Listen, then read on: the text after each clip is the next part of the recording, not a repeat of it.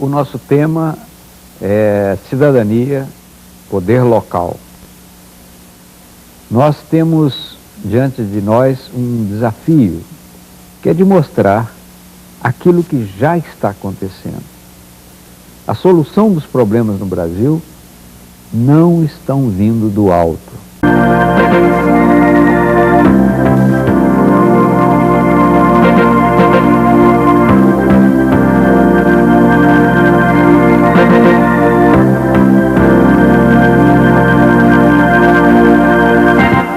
Muito bem, e para falar sobre esse tema de hoje, a descentralização do poder, ou o poder local, nós temos aqui 3 convidados no estúdio.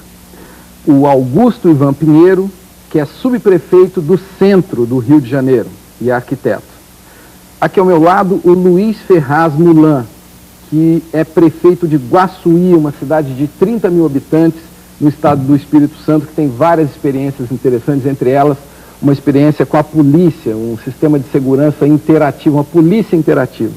Ele vai contar daqui a pouco para a gente. E aqui ao meu lado direito, o Vitor Sveibel, que é coordenador do Centro de Pesquisas Urbanas do IBAM, o Instituto Brasileiro de Administração Municipal.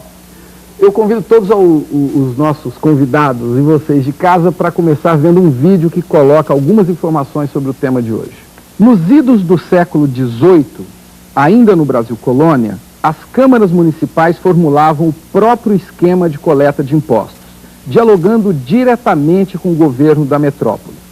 Foi assim que nas Minas Gerais, a aprovação de um sistema injusto de arrecadação de impostos, por essas vias, sem consulta à comunidade, deu início ao que se chamou mais tarde de Inconfidência Mineira. Passados 2 séculos, experiências inovadoras têm se mostrado eficientes na democratização do poder local, garantindo a participação popular na formulação, no controle e na decisão das políticas públicas. Os cidadãos apontam prioridades, apresentam reivindicações, assumem junto com os vereadores um novo papel. E o legislativo passa a mediar os conflitos de interesse da sociedade local, interferindo nos grandes problemas da cidade. Afinal, o município é o pedaço do país em que cada um de nós nasce, faz-se cidadão e cumpre sua existência. Pois é, para dar o pontapé inicial aqui na nossa conversa, talvez fosse bom a gente levantar essa história aí do Brasil e se ela tem alguma relação com o que acontece hoje, né? Me parece que a história do Brasil é uma história de um pouco de centralizadora, né? De poder. É a história da centralização, não é? Nós nascemos centralizados pela coroa, né? E continuamos centralizados e produzindo os resultados há muito tempo. Ao longo do tempo, o processo de democratização do país foi gerando a descentralização, foi produzindo, né, o contrário, entrando na mão certa, né? E é muito curioso, se você observar a política brasileira, que desde os anos 60 que eu me dou por gente, que nós tivemos sempre experiências muito interessantes nas cidades, né? Natal, com uma experiência de alfabetização revolucionária, né? Em Recife nasce o método de alfabetização do Paulo Freire, né? E assim nós vamos tendo várias experiências. A minha percepção hoje é que é muito maior hoje do que em todos os tempos. Só que aqui, um dos 4.972 do Brasil, do interior do Espírito Santo, sim, enfim, se você acha que a situação é hoje favorecida por... Eu concordo tanto com ele quanto o Betinho e sempre tive uma opinião tranquila. Essa figura de Estado, por exemplo, no Brasil, uma figura muito, vamos dizer, muito teórica. O que é Estado no Brasil?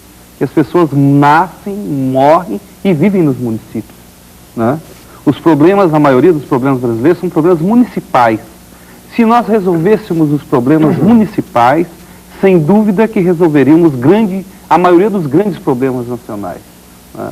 E o que houve no Brasil, se a gente estudar toda a evolução do processo político brasileiro, a gente nota que todo o processo político brasileiro foi um processo centralizador, porque a descentralização no poder implica tranquilamente numa redefinição do que é política a nível nacional, né? A política passa a ser muito mais viva nos municípios e acaba com um poder hoje que existe praticamente nas mãos do Estado brasileiro, que para mim é um Estado privatizado, um Estado que tem dono e cujo dono ainda não é o povo brasileiro, né? Eu acho que o poder está no município e justamente essa Constituição que hoje todo mundo quer reformar, ela modificou coisas fantásticas, que foi a redistribuição de renda interna, porque todos os tributos estavam concentrados praticamente na mão do governo federal, né? Ela redefine esse papel da Federação Brasileira, incluindo pela primeira vez no texto constitucional a palavra município, quer dizer, a União Brasileira deixou de ser só a formação entre Distrito Federal e Estado, e sim também incluiu os municípios. Deu a ela um estatuto que não tínhamos, né? Porque se a gente estudar, eu gosto sempre de ver o processo histórico, por exemplo, no Brasil colônia, se a gente for ver como eram formadas os municípios chegaram a ser verdadeiras repúblicas com as independências que tinham. Quer dizer, as leis municipais, as leis que regiam dentro do município, eram leis municipais, né? E quando ia tratar de relações de Brasil com Portugal, eram as leis portuguesas. Mas internamente no Brasil, cada município tinha a sua lei, o seu prefeito eleito, a sua Câmara eleita e seu juiz eleito, né?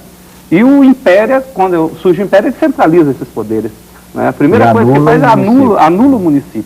Ele centraliza, cria as províncias, e depois, ao descentralizar a República, ela não restitui esses poderes aos municípios, porque interessava às oligarquias brasileiras manter o controle dos municípios. Sabe que era o controle na do Brasil. Discussão do poder local, tem muita gente que diz assim, não, mas o poder local é atrasado, porque era o poder do coronel, era o poder da oligarquia, etc. Nas grandes cidades, admitem, isso mudou. Há uma certa base de verdade nisso, no sentido de que o coronel que controlava uma cidadezinha do interior, ele controlava e a família dele por toda a vida, né?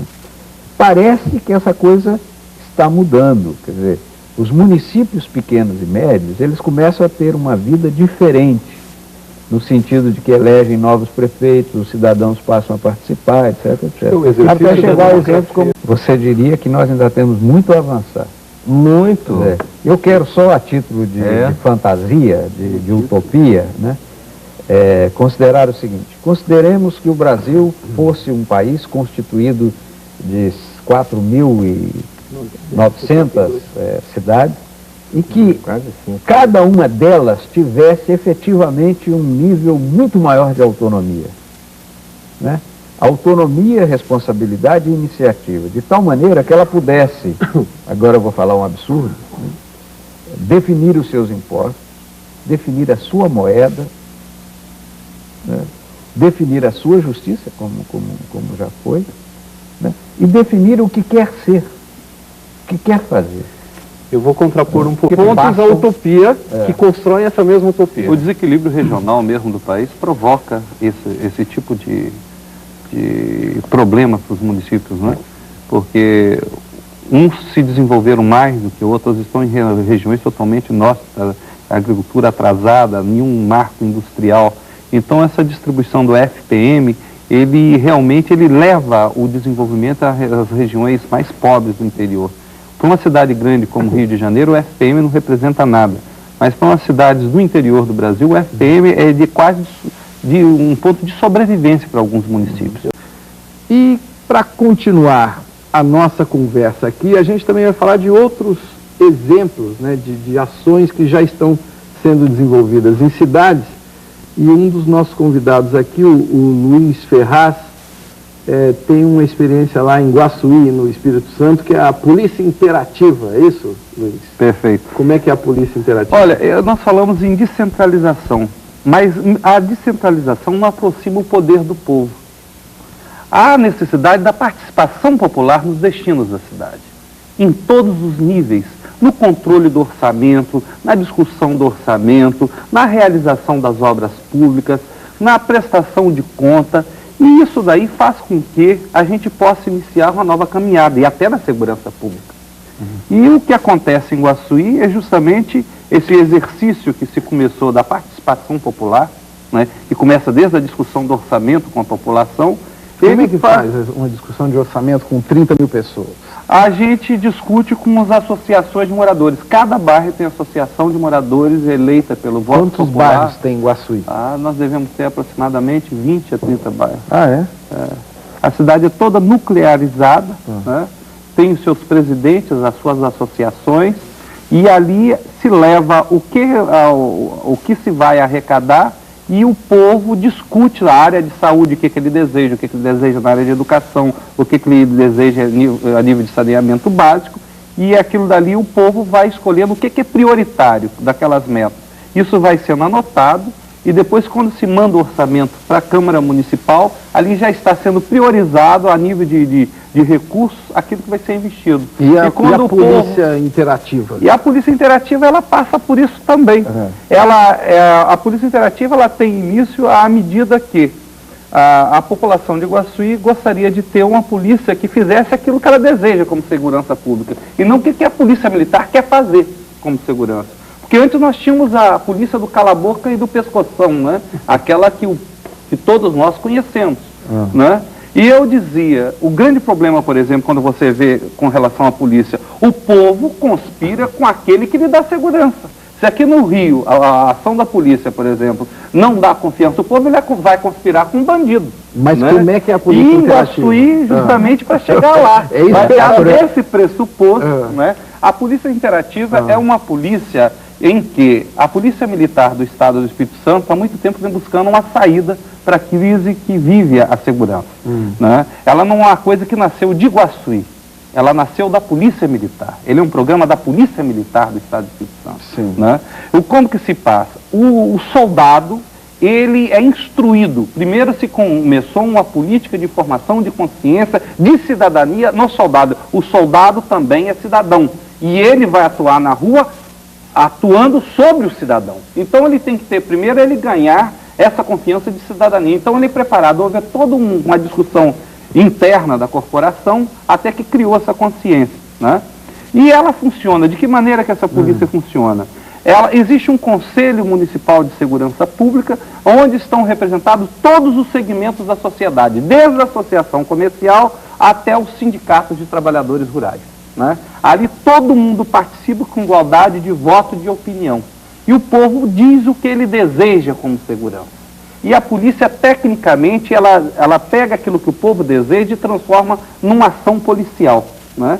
Então, quando a polícia sai na rua, né? Por exemplo, a cidade de Guaçuí, nós somos fronteiriços ao Rio de Janeiro. Nós estamos a 6 quilômetros do Rio de Janeiro. Vocês moram perto do perigo. Então vocês vejam, esse processo todo que surgiu com a intervenção do Exército aqui no Rio de Janeiro, a questão da polícia, que os bandidos iam fugir do Estado do Espírito Santo, que é um estado fronteiriço, né? E o mais pobrinho da região sudeste vai virar terra de bandido. Nada, o que se fez? Botou a polícia interativa na A polícia interativa não foi para a fronteira. A polícia interativa na rua, ela é obrigada, por exemplo, na cidade como Guaçuí, ela é uma polícia de bairro. Ela pode ser aplicada em qualquer cidade grande como Rio de Janeiro, como São Paulo. É uma polícia de bairro. O policial, ele passa a ter uma vivência com a comunidade, né? Por exemplo, em Guaçuí, o policial é obrigado a abordar no mínimo um cidadão por dia que não seja da cidade. Se ele não abordar, ele perde ponto. O máximo que ele tem que fazer é abordar. Mas essa abordagem é de uma maneira educada, de relações públicas. Uma vez por dia ele tem que chegar e conversar. Ele tem que conversar com alguém que não seja da cidade. E ali tem, depois eu vou passar para vocês, tem toda a documentação, ele é obrigado a preencher uma ficha, aquilo vai para é informatizado, é tudo analisado, o comportamento dele, ele é analisado desde a hora que ele sai do quartel, se a barba está bem feita, se o coturno está engraxado, ao comportamento dele na rua. E o cidadão que veio de fora, qual o problema? O cidadão se sente bem porque ele não é uma polícia agressiva. Ele chega como se fossem relações públicas da cidade, orienta às vezes o cara sobre um comércio, sobre isso tudo, e ao mesmo tempo ele está anotando ali, porque se for alguém que tiver mais ou menos uma imagem, né, ligada à marginalidade, essa pessoa não volta mais. Né? Como é que será que seria isso, Augusto, você ali na sua área? Mas antes, nos dê alguns dados. Diminuiu a criminalidade? Nós diminuímos em 6 meses, em 25% a criminalidade na cidade. Nós temos consciência que nós não temos condições de acabar com a criminalidade. Agora, nós podemos ter condições tranquilamente de controlá-la. Né? Porque... Vocês conseguiram uma mudança da polícia? Quer dizer, a polícia hoje é uma polícia educada, uma polícia... Olha, eu quero dizer a você, Betinho, que eu fui vítima da repressão militar. Eu fui obrigado a sair do país. Quer dizer, polícia e a gente não combinava muito bem. Nada de... E hoje eu me orgulho da polícia militar da minha cidade. Eu que fui preso e sofri a tortura da ditadura militar, eu posso lhe dizer hoje que a polícia de Iguaçu é uma polícia cidadã, né? É uma polícia que você tem orgulho dela e que a sociedade conversa com ela, né? Ela anda a pé pela cidade, né? Ela tem uma relação de intimidade com a população. Acabou, quebrou aquele negócio da corporação, aquela vida, polícia, povo é povo. Eu posso fazer uma pergunta para ele rapidinho? É bom você falar lá. Não, eu quero fazer uma pergunta mesmo para ele. Não, eu digo fazer a pergunta para ele porque nós já começamos aqui no Rio a polícia comunitária também, no Copacabana. Mas a pergunta que eu queria fazer era, há uma aura, né, que envolve a polícia, também de corrupção, de ligações com grupos, até de traficantes, enfim, a polícia meio que comprometida, não como instituição, mas como os policiais. Né? E uma das coisas que se diz, e outros tipos de marginalidade, é que é porque a polícia ganha mal, então ela acaba se dedicando a outras práticas, o que para mim não é verdade, quer dizer, não deveria ser verdade. A pessoa pobre não necessariamente precisa roubar para viver. Mas enfim, como é que fica essa questão, por exemplo, lá o problema de salário, o problema de armamentos, o problema, enfim, de infraestrutura para a polícia funcionar. A cidade é pequena, claro, mas deve ter na escala da cidade problemas desses. E a polícia é estadual. Primeiro que a polícia do Espírito Santo tem o maior salário do Brasil. Ela já é, né? Já tem o maior salário do país. Pois é importante saber. E segundo, a participação da comunidade. Né? Por exemplo, a Prefeitura Municipal de Iguaçuí, o computador é a prefeitura que comprou. Toda a aparelhagem, a sociedade, o Rotary, o Lions, a maçonaria, a associação comercial, contribuem mensalmente. Né? As pessoas são sócias, né? Como se fosse uma associação. Cada comerciante paga uma taxa, né, de ajuda à polícia interativa. No final, a comunidade faz um conjunto de recursos que mantém, desde a gasolina dos carros da polícia, ao serviço de informação da polícia, ao serviço de informatização da polícia, e, afinal de contas, você tem uma polícia que, para o Estado, ela não fica tão cara, porque a comunidade, à medida que ela vê o retorno do trabalho policial, ela contribui tranquilamente para a manutenção do corpo policial. E ela é jovem ou meia-idade ou idosa? É mais ou menos de jovem para meia-idade a polícia. Né? Obviamente que houve dentro da incorporação uma reação. Nós não queremos dizer, por exemplo, que isso é um projeto terminado, mas vocês veem o seguinte: quem critica a polícia interativa, por exemplo, na minha cidade, são aqueles que usavam a polícia para bater nos seus empregados, aqueles que usavam a polícia para espancar. Perderam os seus funcionários. Eles perderam os seus funcionários, porque hoje é uma polícia cidadã. E se ela agir contra qualquer cidadão, por exemplo, no bairro São Miguel, que é um dos bairros mais pobres da cidade, pode saber que na reunião do Conselho Comunitário, o presidente da Associação de Moradores vai acusar o policial que fez aquilo e ele vai ser punido por isso. E eles têm acesso diretamente ao comando como membros do Conselho. Não mostra que no bairro isso é possível? Onde as pessoas vivem, etc. Eu acredito, acho que a gente tem que diferenciar, né, os tipos de violência e de marginalidade. Chamemos assim, a marginalidade comum, é aquela que tem um crescimento vegetativo, que não tem R15, etc. Claro. Etc. Ela tem um tipo de tratamento, né? Que é até, às vezes, muito mais preventivo do que qualquer coisa. O problema é que no Rio e em São Paulo, você tem uma criminalidade, uma marginalidade altamente organizada, né? Armada, organizada e decidida. E com muito dinheiro, quer dizer, talvez é onde circula mais dinheiro nessa cidade, está aí. Né? A despeito disso, essa ideia... Só perguntar ao prefeito sobre, ele estava falando no nosso intervalo, sobre várias experiências interessantes do Espírito Santo, né? Não dentro do seu município, mas fora, que eu achei que seria interessante você colocar aqui.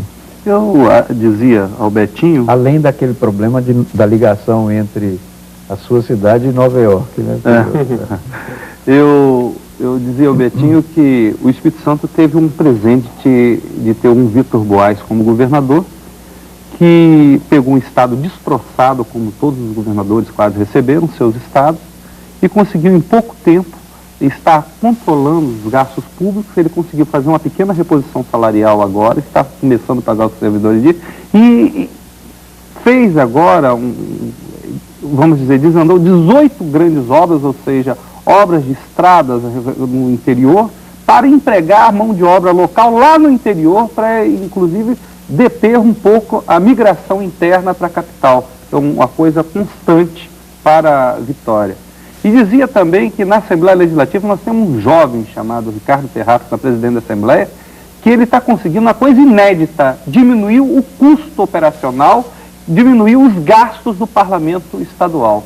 Ele conseguiu em 3 meses, e isso provado através da imprensa, ele estava aí com um gasto de 3 milhões de reais no mês de janeiro e hoje está na casa de 1 milhão e pouco com gasto do parlamento. Quer dizer, ele está conseguindo, e com isso, estavam construindo uma obra faraônica, que era uma sede da Assembleia, ele destinou esses recursos ao governo do Estado para aplicar na saúde pública, né? Quer dizer, um dinheiro que era do parlamento... Um exemplo no campo do legislativo. Ele devolvendo esses recursos. E tomando a questão da nossa polícia interativa, eu estava dizendo aqui que ela funciona muito bem em Nova York, né, com a polícia comunitária, a Coban em Tóquio, né, que justamente são as polícias interativas que funcionam juntamente com a comunidade e têm conseguido controlar tranquilamente o índice de violência desses 2 grandes centros urbanos, né, que realmente tem assustado, né, a questão da violência. Todo mundo. E aí vai também uma questão de coisa nova. Em Guaçuí, nós temos o Fundo Municipal de Desenvolvimento. Eu reservo 3% do orçamento todo mês, é destinado a uma conta no Banco do Brasil para aplicar no desenvolvimento das microempresas existentes da cidade. O município está reservando 3% do seu orçamento total para retornar à população, principalmente essa da economia informal, né, que necessita de um apoio do município. E com isso daí nós temos uma ajuda do Banco do Brasil, já fizemos acordo, e possivelmente nas próximas semanas nós iremos fazer o primeiro tipo de empréstimo, né, que é recurso do município, que está sendo investido no próprio cidadão de Guaçuí. Quer dizer, é uma coisa nova também, que nós estamos trabalhando em cima disso, que é o processo que você acabou de dizer, que o município tem uma participação importante na questão do desenvolvimento e na geração de emprego. Eu acho que todo prefeito, se fizesse isso, ia... Esse exemplo que você está dizendo da construção de estradas para gerar emprego, foi uma das primeiras ideias que nós lançamos quando da Ação da Cidadania colocou o problema do emprego, do trabalho como centro. Eu disse, se todas as cidades, né, tivessem a visão de que elas podem fazer obras públicas para gerar emprego, isso dá um alívio imenso na situação de desemprego que nós temos, né? E lá vocês estão fazendo isso. Mas também é interessante a qualidade. Eu tenho uma convicção, além de outras, mas eu tenho essa aqui. Eu acho que um país democrático é aquele que nasce do município, que se desenvolve no município, né, e que vai subindo os diferentes patamares e democratizando de baixo para cima tudo, né? E que essa questão, que não é tão nova assim, mas que está crescendo, o problema é que a escala está crescendo, ela nos remete à possibilidade de nós estarmos inaugurando uma nova política no Brasil. Uma política que o cidadão não se envergonha dela, né? Porque muita gente ainda fala, não, isso aí é política, né? Política como sinônimo de coisa ruim, né? De coisa corrupta, de coisa interesseira, etc. Quer dizer, nós podemos com essa experiência dizer assim, não, nós estamos fazendo uma bela política no nosso município e, portanto, criando uma nova realidade, né? E isso está na mão hoje, eu diria, da cidade. Mais do que qualquer coisa. Os primeiros trabalhos que eu fiz foram trabalhos sobre experiências de município, etc. E eu fui visitar a experiência de Boa Esperança no Espírito Santo. Amaro Couso. Amaro Couso, né? Uma das primeiras experiências comunitárias e que produziu um sucesso do ponto de vista econômico, né? A cidade estava para ser fechada e e subiu na escala, se recuperou totalmente. E o segredo era a comunidade. Dizem que o segredo era a irmã do prefeito, que era uma freira, e que era de comunidades eclesiais de base. Então ela fez uma porção de comunidades eclesiais de base lá, e ele trabalhou em cima daquilo, e foi uma espécie de ressurreição da economia da região. Você conhece, né? Conheço. Pois é, era um lugar cercado por uma empresa de produção de eucalipto, Aracruz Celulose. Ele fez uma cerca de café, entendeu? E protegeu a agricultura com o café e outras culturas permanentes, né? O eucalipto parou na porta de Boa Esperança. Então, só para contar uma experiência de 1980.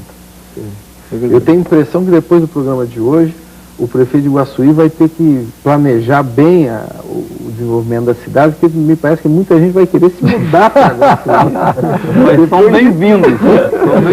Inclusive os bandidos. Tem que passar pelo guarda. Não, e os bandidos vão ficar com medo da polícia inteira. Mas ele já disse, tem que passar pelo guarda. Se você chegar com mais eu só posso dizer o seguinte, eu saí de Paris e voltei para Iguaçuí. Para mim, continua sendo a minha cidadezinha. E eu sou muito daquilo que o Tolstói dizia, não se pode cantar o mundo se não se canta a própria aldeia, né? Então eu sou apaixonado pela minha cidade. Você é um privilegiado. Eu acho porque eu não voltei para Bocaiúva. Eu nunca fui prefeito lá. Mas tem a tua referência no município e nos governos locais. Quando eu quero pensar o município, eu penso nessa cidade, né? Porque é o lugar em que as pessoas conhecem as pessoas. Uma cidade pequena tem isso. Todo mundo conhece todo mundo, né? Isso significa que tem um nível de relação. Já aqui no Rio, eu tenho muito pouca relação. Você passa a sua relação para o trabalho, né? Então no IBASE eu estou lá, se mesmo o IBASE está tão grande que eu às vezes não conheço algumas pessoas. Tem uma subprefeitura. Tem que fazer uma subprefeitura. Mas Betinho, queria aproveitar então, que você aproveitasse e falasse para o pessoal de Bocaiúva e para todas as outras cidades do Brasil, que você desse uma arrematada, porque a gente terminou já o programa de hoje, mas que você falasse. Eu tenho para mim, esse é um dos temas que eu mais gosto, né? Quando eu falo da questão da democracia, eu sempre insisti no problema do poder local, né? Da descentralização, de você trazer as questões para a dimensão humana, para a dimensão em que as pessoas podem participar, né? Porque as grandes burocracias são alienantes. Elas podem dar soluções absolutamente surpreendentes e terríveis, né? Então, eu sempre defendi essa tese. E o que eu vejo, a partir dos últimos anos, é esse crescimento exponencial. Eu juraria, por Deus e Nossa Senhora, que a qualidade dos prefeitos de hoje é muito melhor do que a qualidade do passado. Temos uma pesquisa no IBAN que comprova isso. Entendeu? Então isso significa, por que os prefeitos estão melhorando? Porque a cidadania está melhorando, a cidadania está aprendendo a votar, né? Sair dos esquemas clientelistas e corruptos, etc., e elegendo outros. Então, eu queria dizer que nós estamos tratando hoje, na verdade, em vez de só poder local, nós estamos falando de democracia. O futuro da democracia brasileira está no município, portanto está na sua mão, né? Está na mão de cada um. Eleja um belo prefeito, né? Uma bela Câmara, né? Organize a sua rua, organize o seu bairro, participe disso, e nós vamos ter um país muito melhor, muito proximamente. Isso eu acredito. Legal. Eu agradeço aos convidados de hoje e encontro com vocês no Cidadania da próxima terça-feira. Até mais.